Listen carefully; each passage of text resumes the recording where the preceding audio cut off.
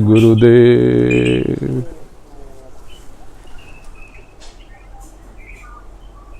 जय गुरुदेव। जय गुरुदेव नाम किसका? प्रभु का। जय गुरुदेव नाम किसका? प्रभु का।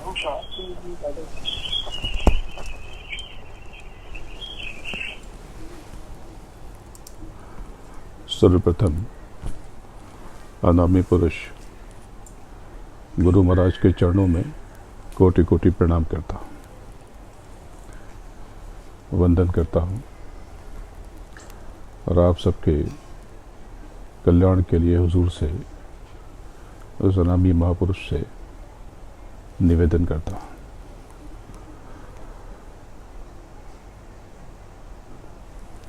और आप सबके आज्ञा चक्र पर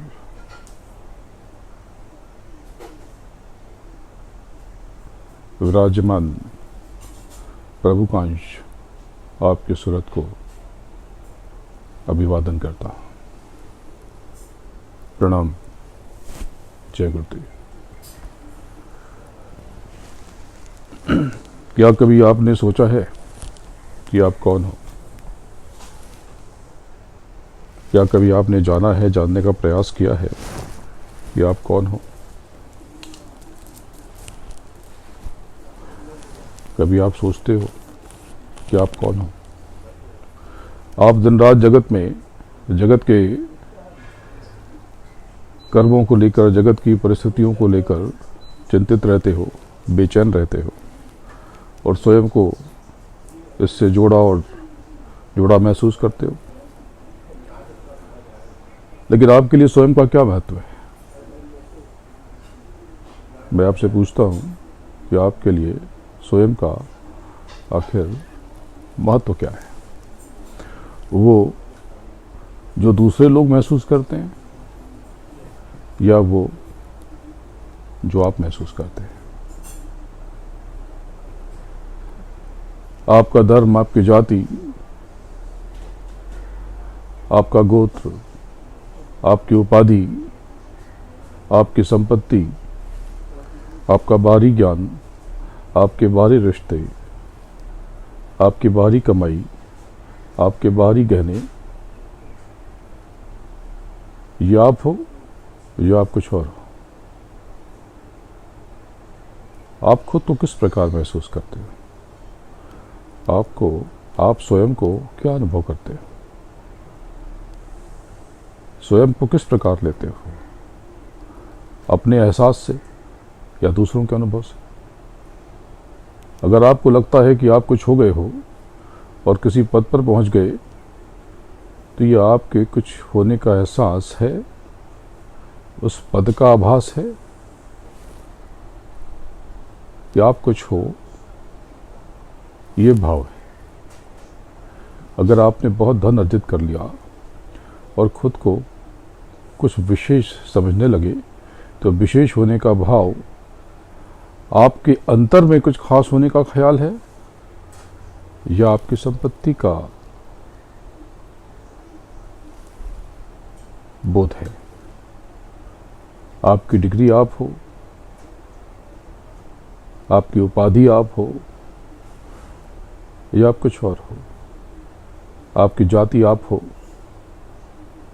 अपना कुल या धर्म जहां आप जन्मे वो आप हो? जिस मोहल्ले में आप पैदा हुए, क्या आप वो मोहल्ला हो? या जिस शहर में आप जन्मे, आप वो शहर हो? या जिस कबीले में या जिस गोत्र में या जिस कुल में आपकी देह प्रकट हुई, आप वो कबीला, कुल या गोत्र हो? अगर आपकी सोच भीतर जाएगी, अगर आप इसे और गहरे में इस पर मनन करोगे, चिंतन करोगे, तो पता चलेगा आप जो कुछ भी महसूस कर रहे हो वो सब बाहरी है।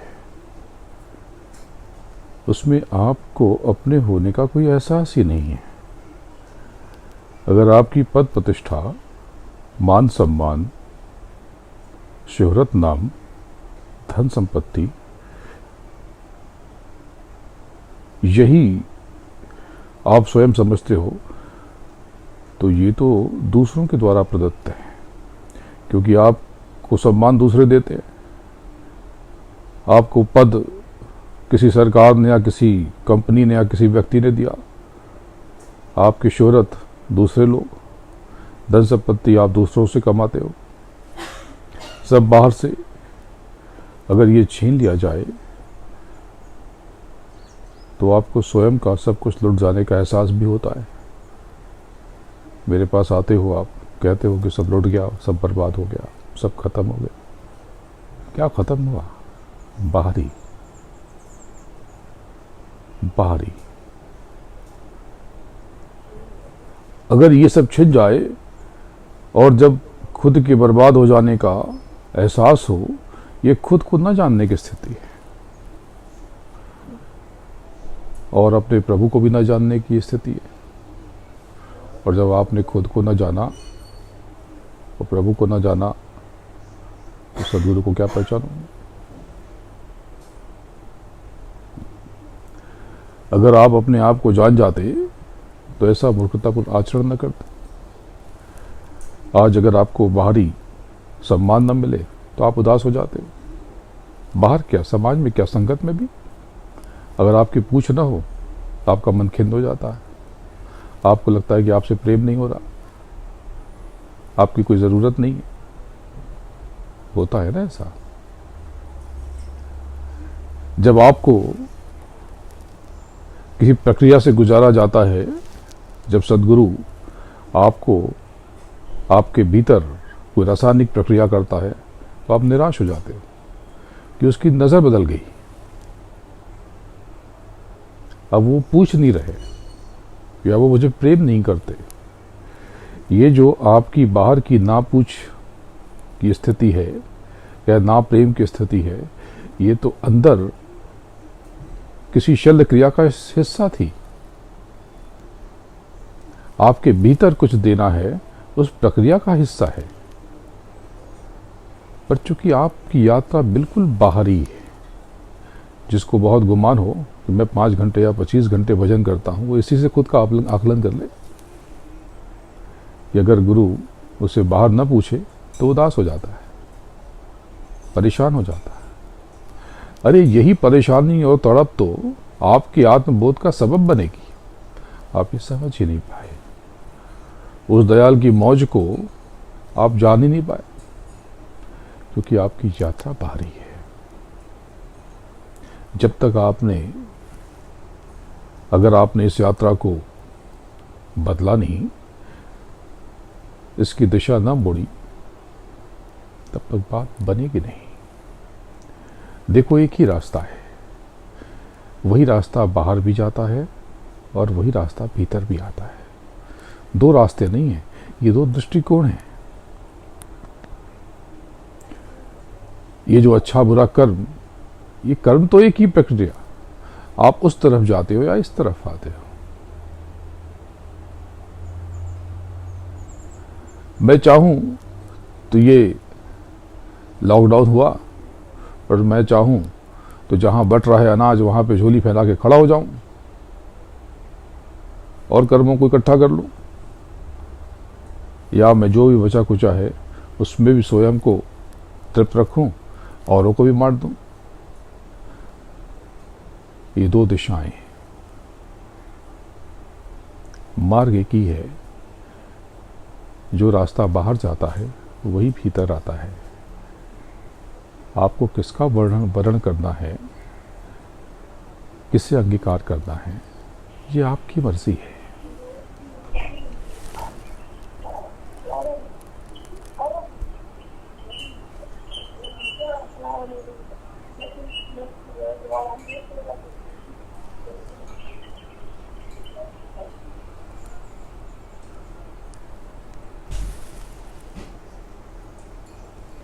जब आप अपने भीतर उतरते हो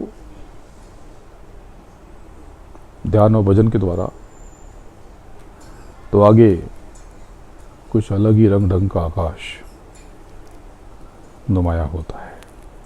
आपको बताया कि ये विघ्न आएगा, ये परेशानी आएगी, ये सब आपको बताया गया। और जब आपने उसे पार कर लिया तो सारी परेशानियां आपने पार कर ली, तो तरह तरह के रंग बिरंगे पर्दे राहों में आएंगे।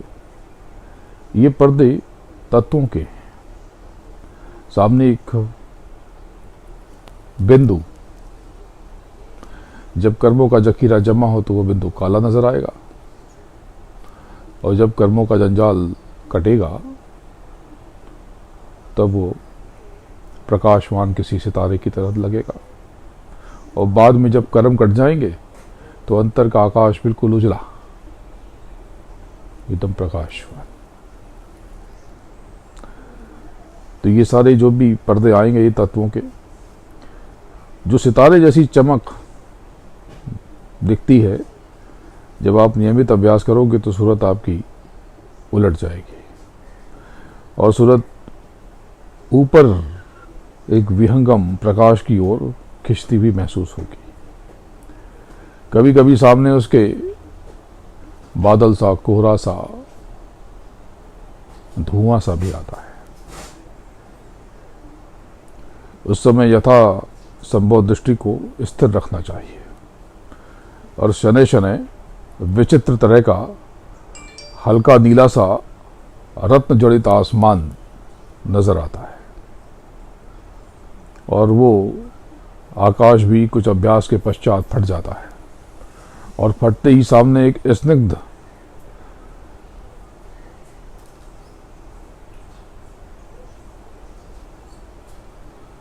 एक आसमान कह लो, वो आपके सामने प्रकट होता है, दिखाई देता है, जहां दिव्य प्रकाश चारों ओर फैल रहा। वहां से अनोखी रोशनी चारों तरफ बिखर रही, और उस अनोखी रोशनी के मध्य एक महीन सी, बारीक सी, बड़ी सूक्ष्म विलक्षण रोशनी दिखाई देती है, और उसके करीब जाने पर उसकी दिव्यता भी बढ़ती जाती है, और उस प्रकाश के अंदर एक एक करके दिव्य आसमान प्रकट होता हुआ महसूस होता है, और वहां अद्वितीय नूर चारों ओर फैला हुआ है। आगे एक बहुत बड़ा मैदान है। ये जो आसमान, ये जो मैदान, ये जो पूरा एक अद्भुत सा ये अनुभव है, यही दूज का चांद है। आपको बताया यही दूज का चांद है जिसकी व्याख्या इस्लामिक फकीर करते हैं, और आपको बताया कि यही मधुबन भी है जहाँ कृष्ण गौवे चराते थे। बार बार बताया, पिछले कई बारों से बता रहा हूँ। और एक कुंज गली भी है जहाँ पर रास करते थे, और यहीं पर रास करके ही आप उस द्वारिका में विराज सकोगे, वहाँ तक पहुँच सकोगे जो कृष्ण का स्थान है। कृष्ण को तो जानते नहीं, कृष्ण को कहाँ जाना आपने, राम को कहाँ जाना आपने कुछ भी नहीं जाना। कहने को कह देते हैं कि सब कुछ ओंकार है, ना ओंकार को जाना। ओंकार का कोई आवाज़ समझ लिया, कोई ध्वनि, जाना कुछ नहीं। रटी रटाई भाषा, इससे कुछ नहीं होगा। ये मैं आपको एकदम एक एक बारीकियों से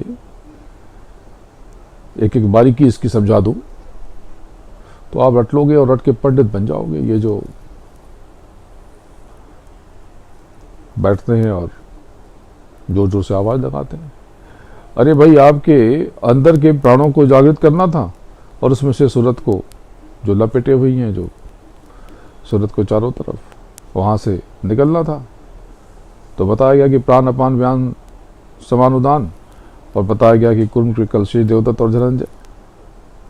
तो जो जो से रटने लगे हर पूजा में, ओम प्राणाय स्वाहा, अपानाय स्वाहा, व्यानाय स्वाहा, समानाय स्वाहा, उदानाय स्वाहा। इससे क्या होगा? इससे कुछ नहीं होगा, इससे कुछ भी नहीं होगा। अगर आप उस मूर्ति को परमात्मा समझते हो तो ठीक है, लेकिन अगर उस मूर्ति को परमात्मा समझते हो तो हर कण को परमात्मा समझना पड़ेगा, क्योंकि उन्हीं कणों से, उन्हीं पत्थरों से वो प्रतिमा बनी। लेकिन आप सिर्फ उस प्रतिमा को ही परमात्मा समझते हो तो आप परमात्मा को समझते ही नहीं। आप उस प्रभु को जानते ही नहीं हो। आप कहीं कुछ त्रुटि हो रही, कहीं कुछ भूल हो रही। ये राम, ये कृष्ण, ये बहुत ऊंची बातें हैं, कहानियों से भरे हैं। कहानी तो जैसे कि आपको भोजन करना है तो एक चम्मच दे दिया गया, उस चम्मच से भोजन, और बाद में आपने उसी चम्मच को भोजन समझ लिया। यानी आप उस कथा को ही उपासना आराधना समझने लगे। तो ये तो भारी भूल हो गई, ये भारी भूल हो गई। तो ये जो जगह है, यही दूज का चांद और यही नाथ द्वारा, यही नाथ द्वारा और यही कुंज गली और यही चरण कमल। कहते हैं कि भरोसो चरण कमल का तेरे। ये नीचे ये चरण कमल नहीं जिसको आप स्पर्श कर लेते हो, वो चरण कमल तो अंतर है, भीतर है, वहां पर है। वो तीजा तिल ही चरण कमल है, आप समझ नहीं पाए। उसका भरोसा। आपको बताया कि अष्टदलों में ये दूज का चांद बंधा, अष्टदल में। तो अष्टदल, 2 दल सत का श्वेत, 2 दल तम का स्याह और 2 दल रजस का सुनहरा, और एक लाल और एक हरा। इस दूज के चांद में अलौकिक महक है, सुवास, बड़ी विलक्षण सुगंध, बहुत अप्रतिम अनुभव। जो साधक है वो चुपचाप खोए रहते हैं, कोई शिकायत नहीं करते, वो मस्त रहते हैं। लेकिन अगर जो मस्त नहीं है और जबरदस्ती बैठ रहे हैं, मतलब उनमें तभी लौ लगी नहीं, दीप जलना बाकी है। बाती तो तैयार है, कोशिश यथासंभव तेल या घी भी डाल दिया है, अभी प्रज्वलन में थोड़ा देर है, या तो बाती गीली है। जब बाती गीली हो तो भी चिंगारी काम नहीं करती, तो सुखाना पड़ेगा। तो महापुरुष तरह तरह के प्रयोग करते हैं, आपको नजदीक लाते हैं, तो नजदीक लाते तो अहंकार हो जाता है, फिर उसी अहंकार से दूर कर देते हैं, तब अंदर बेचैनी पैदा होती है, तड़प। तो वो जो अग्नि पैदा होती है उससे वो बाती सूख जाएगी, जो अंतर की नमी है। तो अभी हो सकता है कि आप सब नज़दीक से मिलते हो, आके बैठते हो, बात करते हो। तो मैं बार बार कहता हूँ कि एक दिन ऐसा आएगा कि आपको दूर कर दिया जाएगा, क्योंकि बाती सुखानी भी तो है। ये जब प्रेम की जोत, जो बाहरी प्रेम, आंतरिक प्रेम तो आप जानते ही नहीं, ये तो आप बाहरी प्रेम करने लगे। आप बात करते हो अंतर के प्रेम की, पर ऐसा नहीं है। तो ये आपको दूर कर दिया जाएगा कुछ समय के लिए। वो दूरी नहीं है, अंतर में तो बड़ी गहराई है, और जिसको दूर कर दिया जाए कभी, मतलब उससे प्रेम बहुत गहरा, पर वो समझ नहीं पाता। तो जो प्रयोग अपने भीतर जाने के लिए करना चाहिए, वो बाहर लगता है शिकायत करने, तो दिशा गलत हो गई। अब वो सूखेगी नहीं, वो बाती उस तपिश से सूखेगी नहीं। क्योंकि उसने शिकायत की दीवार खड़ी कर दी कि मुझसे प्रेम नहीं है, मुझे प्रेम नहीं करते। ये सब शिकायतें बाहरी हैं। ये शिकायत कहती है कि आपको अभी अपना परिचय करना बचा है। ये तो प्रयोग है, ये तो जब आपको जगाना है तो ये करना पड़ेगा। जैसे बच्चा पढ़ाई नहीं करता तब माँ उसे किसी प्रकार का कोई दंड देती है जिससे बेचैन हो जाता है और फिर पढ़ाई करने लगता है। तो कोई या किसी को इनाम देती है, दूसरे बच्चे को 5 बच्चे हैं तो एक को इनाम देती है, तो बाकी के चारों को इनाम नहीं मिला तो उस इनाम की चाह में पढ़ना शुरू कर देते हैं। तो ये तो करना पड़ेगा और ये होगा, पर उसका इस्तेमाल मूर्खतापूर्ण आचरण में मत करो कि मुझे प्रेम नहीं करते, मुझसे लगाव नहीं है। ये ठीक नहीं है, ये ठीक नहीं है। और गुरु कभी क्रोध नहीं करते, आपसे नाराज होते हैं आपके आत्मबोध के लिए। आपसे क्या लेना लादना, आप क्या दे दोगे, किस बात से नाराज की। अगर बाहर कोई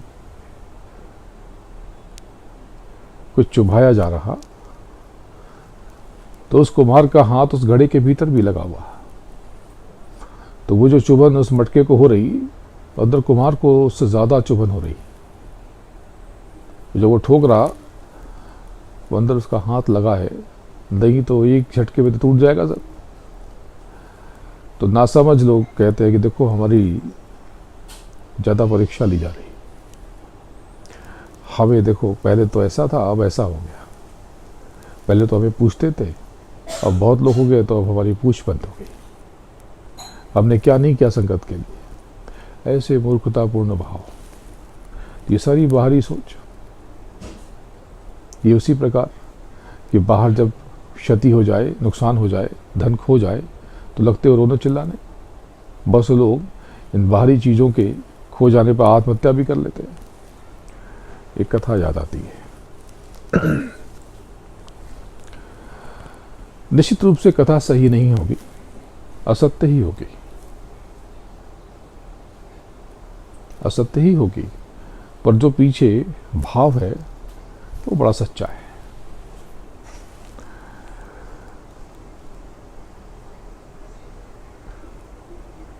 एक बार नारद ने पूछा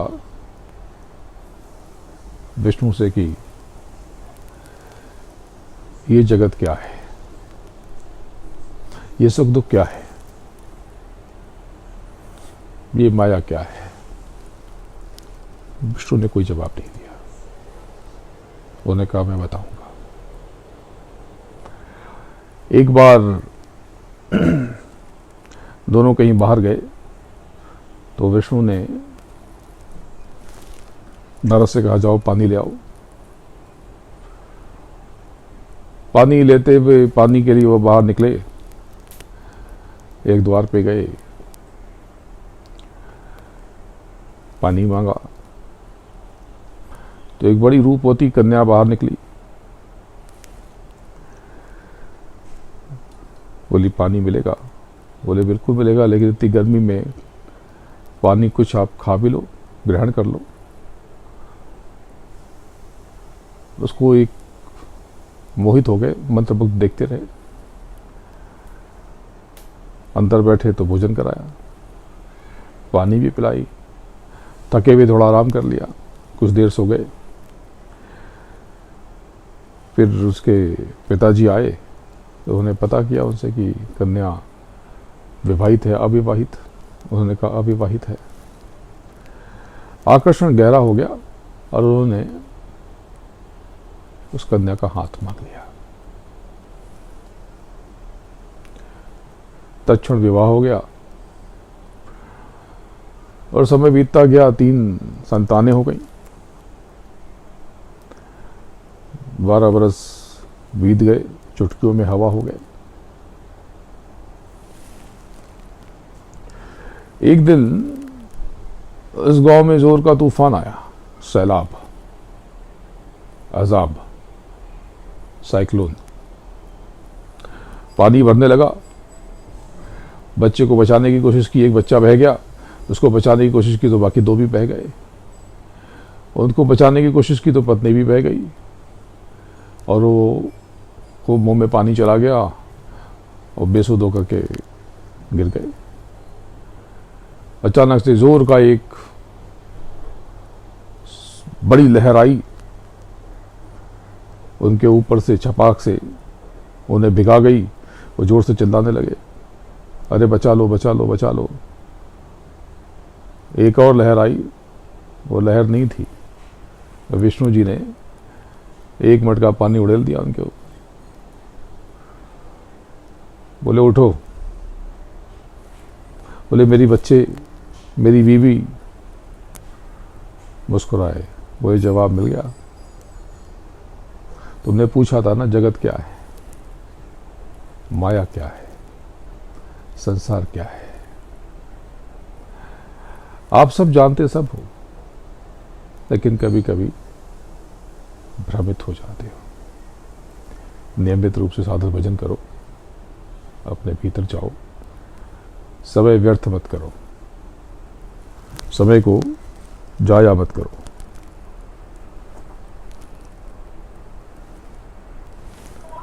बोलो जय गुरुदेव, जय गुरुदेव। नाम किसका? जय गुरुदेव नाम किसका?